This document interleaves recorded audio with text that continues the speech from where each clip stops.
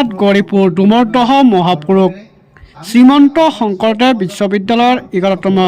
Varsity সপ্তাহৰ সামৰণি। নামনি অসমৰ ভিতৰতে ধুবুৰী জিলাত থকা উন্নত মানদণ্ডৰ শিক্ষা প্ৰতিষ্ঠান মহাপুৰুষ শ্ৰীমন্ত শংকৰদেৱ বিশ্ববিদ্যালয়। ধুবুৰী গোটৰ অধীনত থকা এই মহাপুৰুষ শ্ৰীমন্ত শংকৰদেৱ বিশ্ববিদ্যালয়খনৰ নতুনকৈ PhD পাঠ্যক্ৰমৰ উদ্বোধন কৰাৰ পিছতে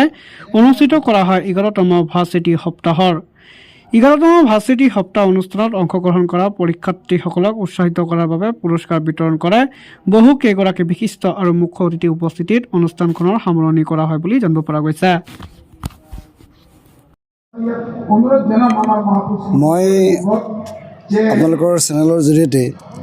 সমগ্ৰ অসমবাসীলৈ ধন্যবাদ আৰু কৃতজ্ঞতা জনাইছোঁ আৰু মই আৰম্ভণিতে এটা কথা কৈ খুব ভাল পাম বুলি ভাবিছোঁ যে ভাৰতবৰ্ষৰ এটা বৃহত্তম অনুষ্ঠান শ্ৰীমন্ত শংকৰদেৱ সংঘ, এই শ্ৰীমন্ত শংকৰদেৱ সংঘই মহাপুৰুষ শংকৰদেৱ গুৰুজনাৰ নামত ইতিমধ্যে বিশ্ববিদ্যালয় খুলি সমগ্ৰ নামনি অসমত বিশ্ববিদ্যালয়ৰ ধাৰণাটো বিশ্ববিদ্যালয় এটা ইউনিট খুলি পেলাই এটা মহান কাম কৰিছে বুলি মই ভাবিছোঁ যে নামনি অসমত বিশেষকৈ বিশ্ববিদ্যালয়টো নাছিলে, মানে নলবাৰীৰ পিছৰ পৰা ধুবুৰীলৈকে এইখিনি বিশ্ববিদ্যালয় নাছিল আৰু শ্ৰীমন্ত শংকৰদেৱ সংঘই মহাপুৰুষৰ নামত স্থাপন কৰা এই বিশ্ববিদ্যালয় এটা গোট ইয়ালৈ লৈ আহিছে, ইয়াত এটা শিক্ষাদান কৰিছে। সেইটো মই ভাবোঁ যে এটা আটাইতকৈ নামনি অসমৰ কাৰণে গৌৰৱ আৰু আমাৰ কাৰণে গৌৰৱৰ কথা বুলি মই ভাবিছোঁ। যি কি নহওক যে আমি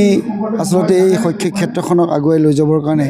যথেষ্ট চেষ্টা কৰিছোঁ, চিন্তা চৰ্চা কৰিছোঁ আৰু আমি আচলতে ইতিমধ্যে আমাৰ কথাটো এনেকুৱা ধৰণৰ হৈছে যে বৰ্তমান সময়ত শিক্ষা ব্যৱস্থাটো বহুত বেলেগ ধৰণৰ হৈ গৈছে, আমূল পৰিৱৰ্তন ঘটিছে। এই শিক্ষা ব্যৱস্থাত এটা আগৰ নিচিনাকৈ অসমীয়া ইংৰাজী পঢ়ি থকা দিন হয়তো নাই, থাকিব সেইবোৰ নিশ্চিতভাৱে থাকিব, কিন্তু তাৰ লগত বৰ্তমান সময়ত প্ৰায়োগিক যিবিলাক মানে ছাবজেক্ট বিষয়, সেই বিষয়বিলাকক লৈ আচলতে বিশেষ গুৰুত্ব দিয়া হৈছে। এইটো কেন্দ্ৰীয় চৰকাৰেও দিছে, অসম চৰকাৰেও দিছে বা ৰাজ্যিক চৰকাৰবিলাকেও দিছে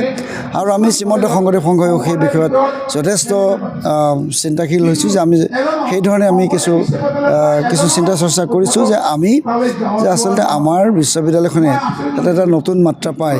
আমাৰ বিশ্ববিদ্যালয়খনে নতুন শিক্ষা ব্যৱস্থাত এই শিক্ষা ব্যৱস্থাটোত আমি নতুন কিছুমান বিষয় খুলি আমাৰ ছাত্ৰ ছাত্ৰীসকলক যাতে আমি তাত ব্যস্ত কৰিব পাৰোঁ আৰু ছাত্ৰ ছাত্ৰীসকলে যাতে আমাৰ শিক্ষা গ্ৰহণ কৰাৰ লগে যাতে তেওঁলোকে এটা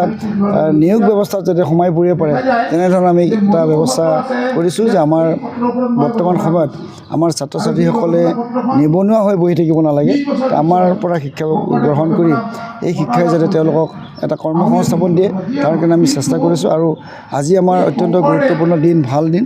যে আমি আচলতে আমাৰ প্ৰায়বিলাক সকলোবিলাক শিক্ষানুষ্ঠানতে হয় যে আমাৰ যিসকল ছাত্ৰ ছাত্ৰী থাকে, পঢ়া শুনা কৰি থাকে, তেওঁলোকৰ এটা সাময়িকভাৱে কিছু শাৰীৰিক আৰু মানসিক উৎকৰ্ষ সাধন কৰাৰ কাৰণে বা তেওঁলোকৰ মনত সুপ্ত হৈ থকা প্ৰতিভাসমূহ বিকাশ কৰাৰ কাৰণে এটা সপ্তাহজোৰা এটা খেল ধেমালি বা উৎসৱ